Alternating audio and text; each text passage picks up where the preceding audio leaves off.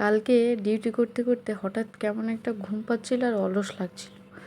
তখন আমি ডিউটি ডক্টরকে বললাম, স্যার এমন একটা ইনসিডেন্ট শেয়ার করুন আপনি, যেটা শুনে আমার ঘুম চলে যায়। যথারীতি স্যারও সেরকম ভেবে বললেন যে হ্যাঁ, এরকম তো প্রচুর আছে, তবে একটা ইনসিডেন্টস আমি শেয়ার করতে পারি তোমার সাথে। তখন স্যার বললেন যে একটা ঘটনা যেটা খুব রিসেন্টলি হয় ব্যাঙ্গালোরে একটা সরকারি হসপিটালে। কয়েকজন এমবিবিএস স্টুডেন্ট তারা নিজেদের মধ্যে চ্যালেঞ্জ করে যে কেউ যদি 12টার পরে পোস্টমর্টম যে ডেড বডির যে রুমগুলো হয়, যে ওয়ার্ডগুলো হয়, সেখানে গিয়ে যদি একটা একটা করে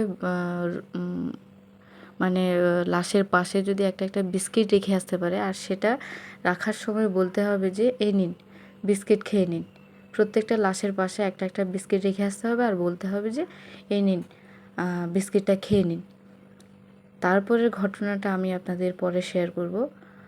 তারপরে এমন একটা হরিবল সিচুয়েশান ওখানটায় ঘটেছে, যেটা শুনলে তো বুক কেঁপে যাবে। আর এরকম একটা ঘটনা, সেম ঘটনা আমরা কিন্তু গল্প শুনেছি, কিন্তু এরকম বাস্তবিক যে এটা এরকম একটা ঘটনা এই রিসেন্টলি যে এখানে ঘটেছে, সেটা সত্যি না শুনলে বুঝতে পারতাম না।